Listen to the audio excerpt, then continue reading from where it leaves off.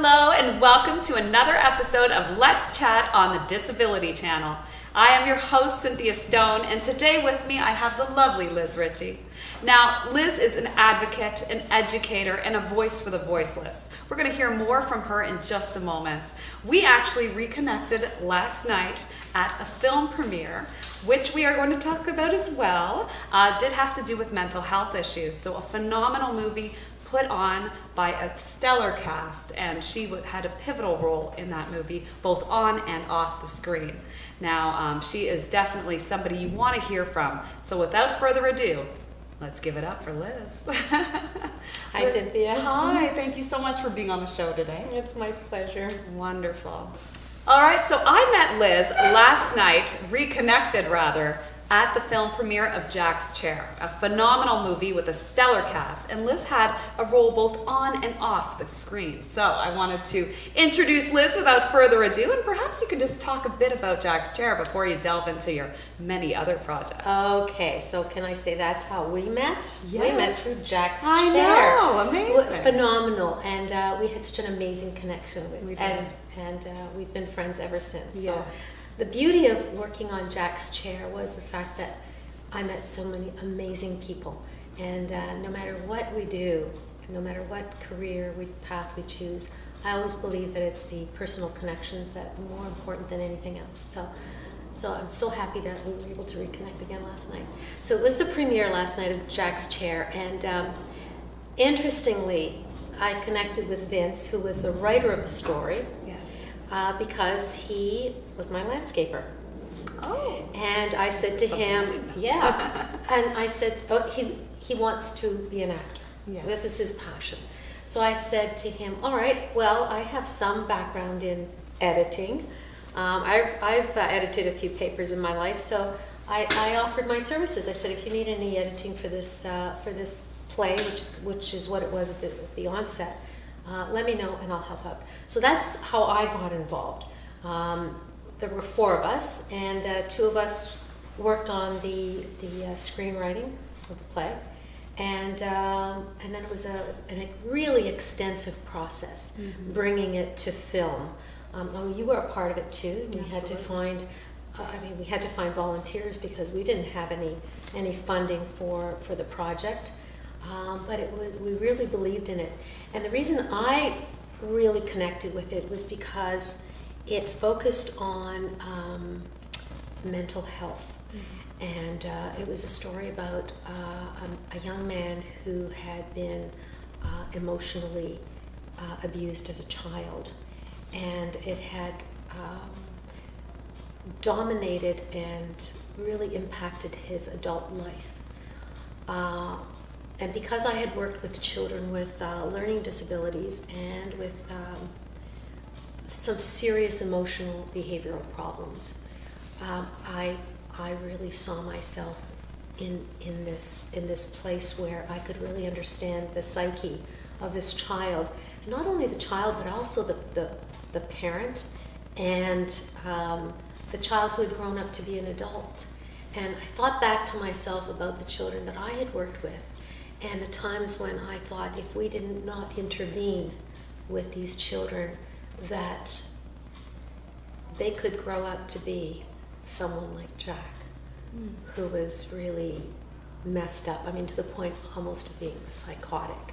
And I remember one specifically before, just when I started the class where, and I hate that title, you know, they had behavioral issues. We called it the behavior class, which was terrible because it really, the rest of the school didn't look on it very favorably. They were the difficult class. They were the difficult, yeah. And the difficult kids that nobody wanted. Yes. I couldn't even get these kids out of my classroom. They weren't accepted in their classroom because of that designation, which was really unfair to them.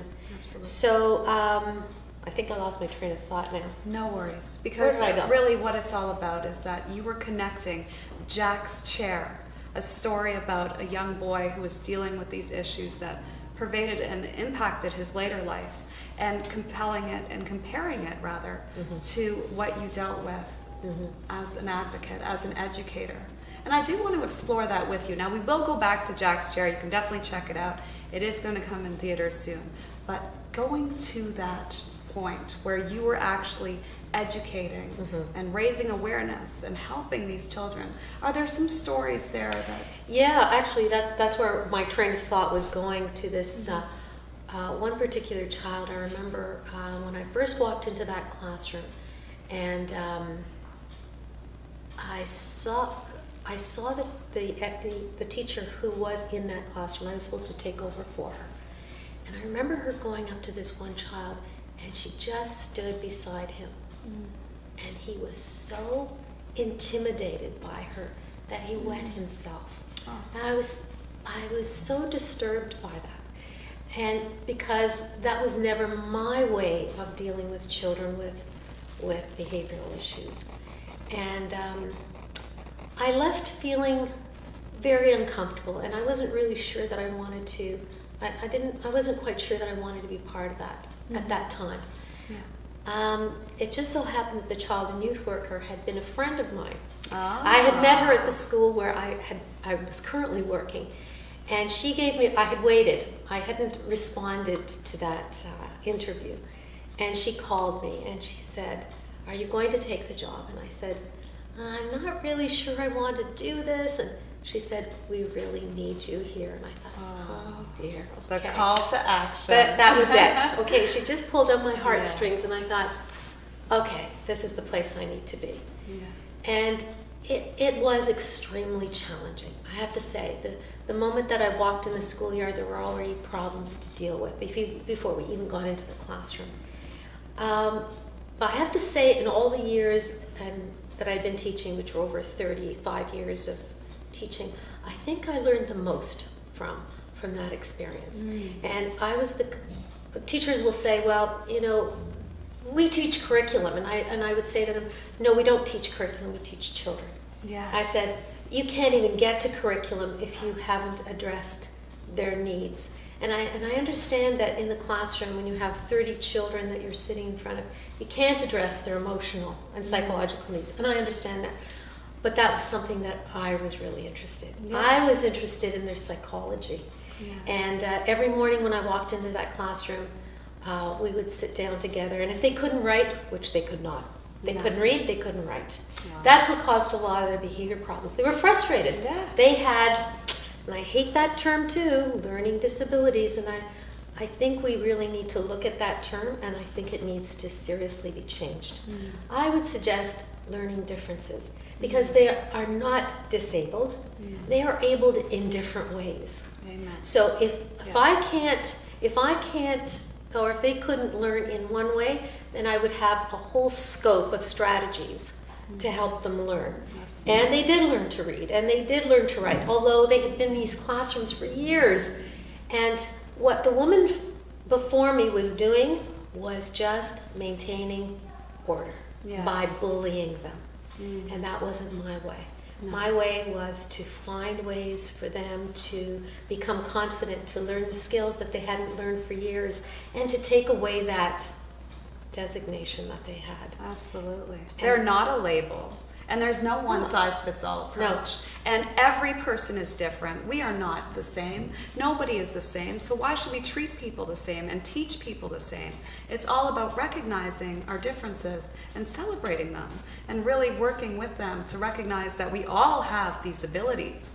It's just a difference in approach. That's right. And I can say that I had 7 children in the class, 1 in each grade from grade 1 to grade 7. Wow. And they were all different. So the strategy I would use for one child would be very different from the strategy I'd use for another child.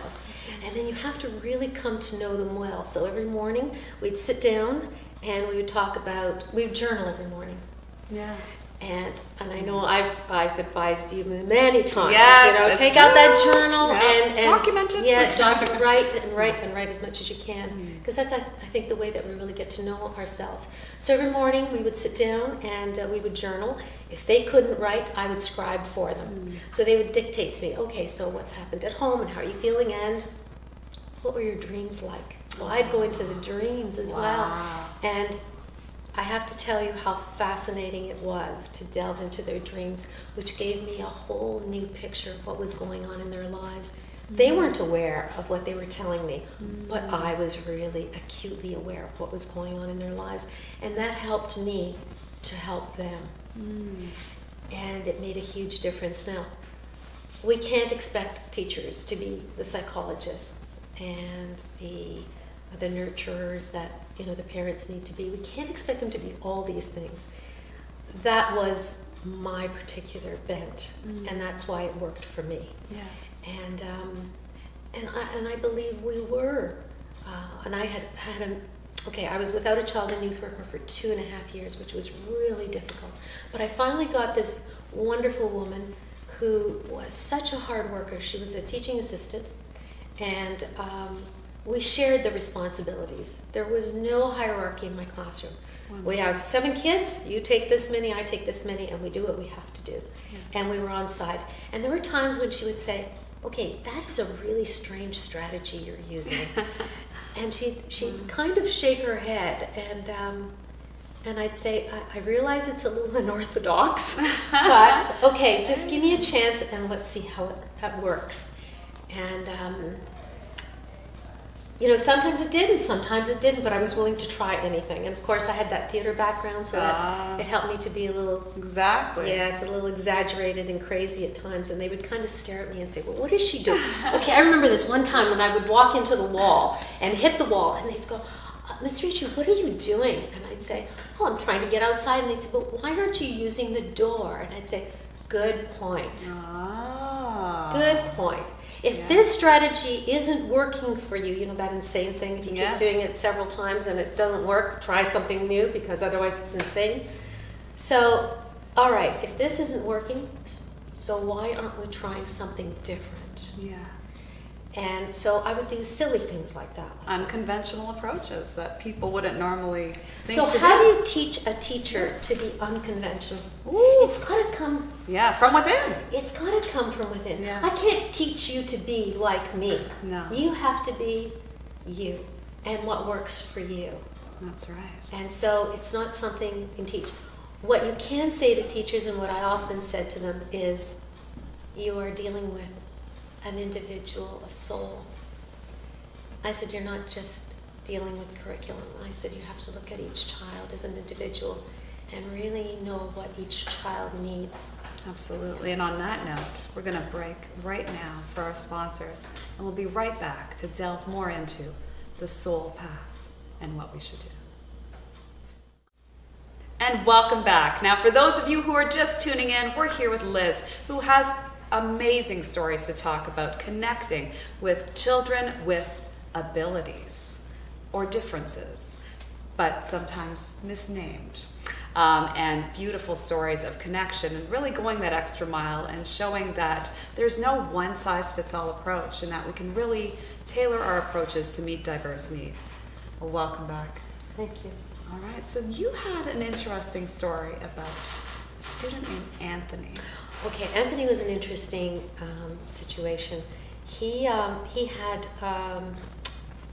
3 siblings, rather, and he was the eldest of his siblings. He was in, I believe he was in grade 4 at the time that he came to us.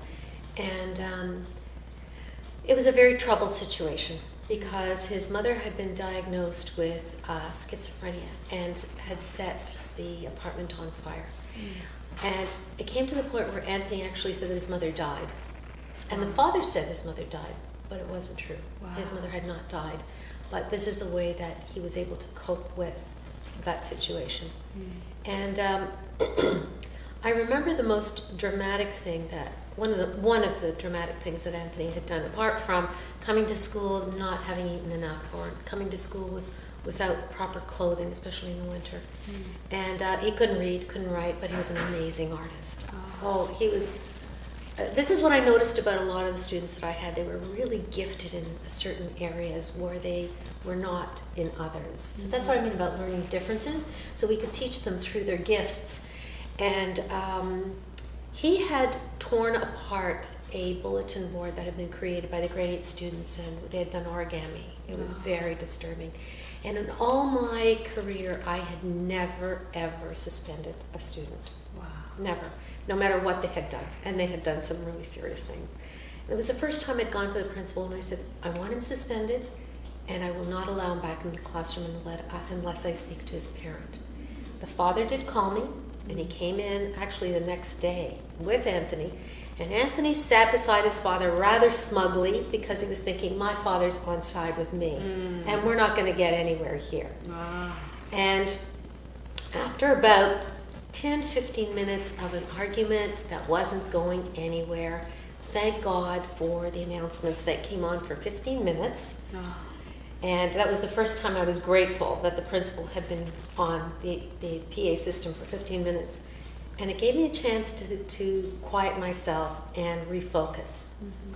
And when she was finished, I decided on a different strategy. And I said, Mr. So-and-so, what would you like me to do when Anthony does this again? And he said, you call me. And I thought, perfect. And suddenly I saw a different look on Anthony's face. Oh. Because now Anthony and Dad were on side. Yeah.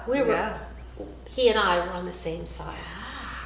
And and I didn't have many problems with Anthony after that. And the really interesting part of this after story was after I left the class, which was about 2 years after, and I became a consultant, I had gone to a school and I was doing a workshop. And I was unloading my car. It was a high school. Yeah. And Anthony saw me. And he said, Miss Ricci, can I help you? And I said, Wow. wow, Anthony, it's so great to see you. And he brought my bins upstairs and he set everything up for me. And one of the teachers said to me, how do you know Anthony? And I said, well, he used to be in my behavior class. And she said, are you kidding me? Anthony?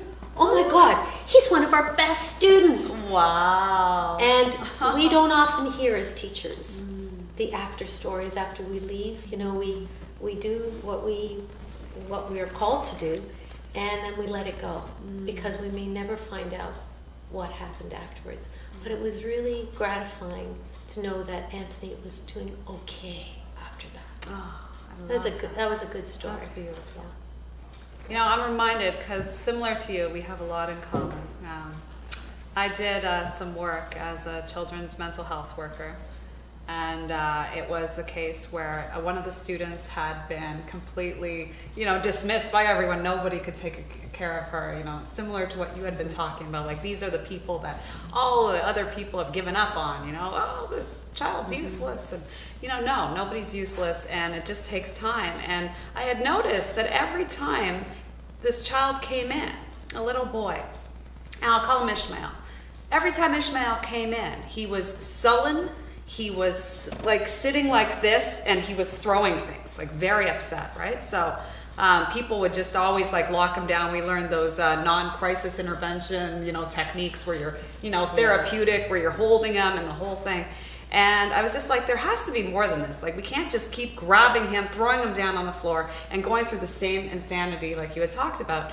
And so I finally sat down and talked to him, and we discussed things, and he was really confused because most people had just kind of dismissed him, and I was like, that's odd that he's so. But he was trepidatious, but then he was open. And so I ended up finding out that every morning he would walk past the very corner where his brother was shot and riddled with bullets. And his brother had been left to die there.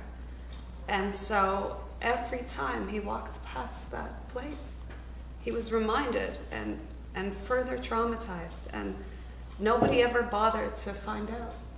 Nobody ever bothered to. Yeah. And when that finally came out, there was a whole shift in the energy of the room and the approach. And sometimes it just takes the caring compassion. Sometimes it's just finding that key. Yeah. And you'll open that locket. That's right. That's right. And I made it my business to find that key. And that's why we did the journaling every morning and trying to find out what had happened. What happened to that child before he came into the classroom in the morning? What happened last night? What happened in the morning? Because it could change the whole energy.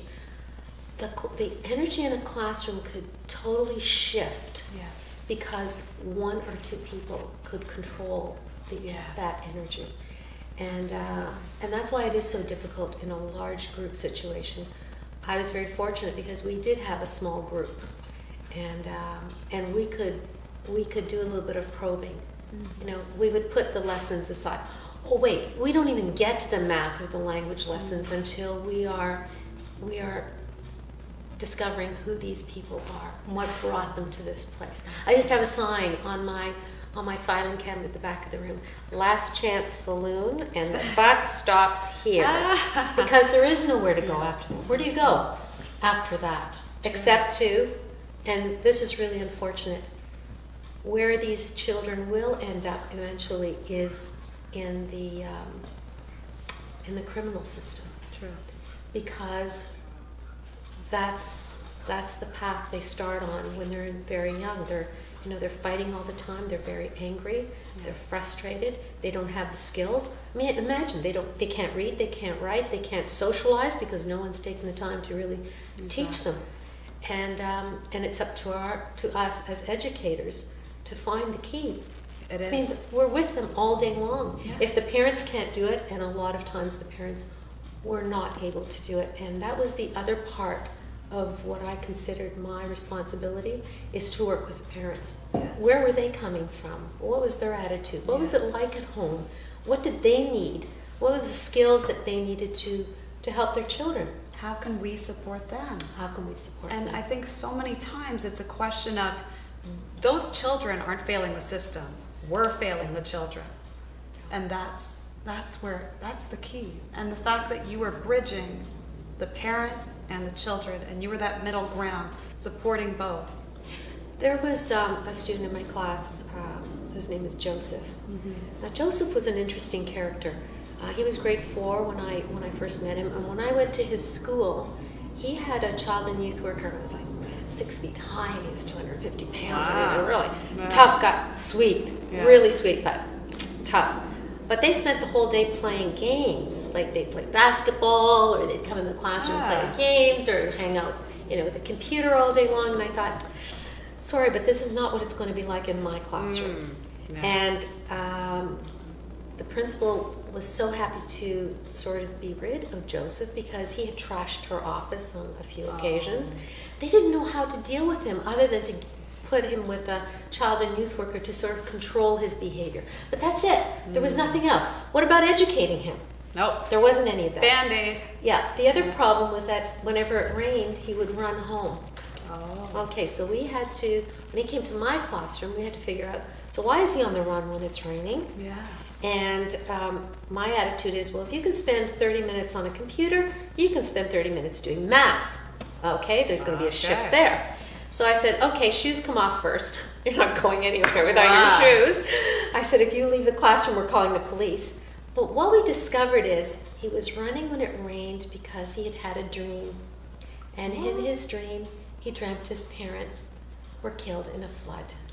Oh. And that was the root of his fear whenever it rained, because he wanted to run home to make sure his parents were okay. So once we dealt with that whole psychology, that didn't become a problem anymore. Then it was other problems, like Joseph calling me, okay, you ready for this? A whorehouse. And I'd say, Joseph, what, the whole house? So we had to make light of some of it. Yes, of course. So the other thing when he came was, oh, Miss Joseph's giving you the finger. Okay, let's sit down and let's sit in a circle here. And, okay, everybody, let's hold up our hands. Okay, so now I've seen everybody's fingers, so you don't have to tell me that Joseph's showing me his finger because I've already seen it. All right, so that's the way a lot of times we had to deal with it, because if I were to call the principal every time Joseph either swore at me or called me several names, including that one, which were very unflattering, they would never be in the classroom. Yes. And they would know how to get out of being in the classroom. So we'd never get onto the part where we actually get anything done, like the learning part. Wow. So we had to address those, put them aside, and then just get on with the work. And I have to tell you that eventually, where Joseph never sat down to do math, he would sit for an hour to do math. which was phenomenal. Breakthrough. And this child who Wow. was very rude, very uncooperative. I remember when we had visitors to the classroom, he opened the door, he welcomed them, he introduced himself, he introduced them to me, and he also would stick up for me whenever any of the students were rude to me. So Wow, what a shift. Joseph made huge progress at Wow. great expense to ourselves, myself and my teaching assistant, who we devoted so much of our time. By the end of the day, we were so exhausted that if we could just have enough energy to walk from our portable in through the school and to our cars, it was a big deal. Wow. Well, on that note, look at what can be done. You take extra time. You take that opportunity to find the child within. I'm reminded of that quote, I looked for my soul, but my soul I could not see. I looked for my God, but my God eluded me. I looked for a friend, and I found all three. And That's beautiful. I love that. And it seems as though we found all three. I encourage you all, everybody watching, if you're like me, you've been really touched and affected by the magnanimous character here, the heart and soul thank of you. You're Liz. sweet. Yeah. Now, how can people reach out to you? Well, you can reach me at Liz at SaveMotherEarth.ca, because I did write a children's book, and it's entitled The Day Mother Earth Got Sick. So you can reach me through that website. And definitely check out that website for more information about Liz, about her endeavors. Unfortunately, we've run out of time. I wanted to talk about your book, but That's I okay. think we definitely got a great chapter of life right here. So thank you. Thank you. And thank you all for watching the Disability Channel. You've been watching Let's Chat with Lizz Ricci and your host, Cynthia Stone. As always, we welcome your comments, questions, feedback. You can like us on Facebook and follow us on Twitter. And we also have the Disability Channel website. Thanks for watching, and stay tuned. We have another guest.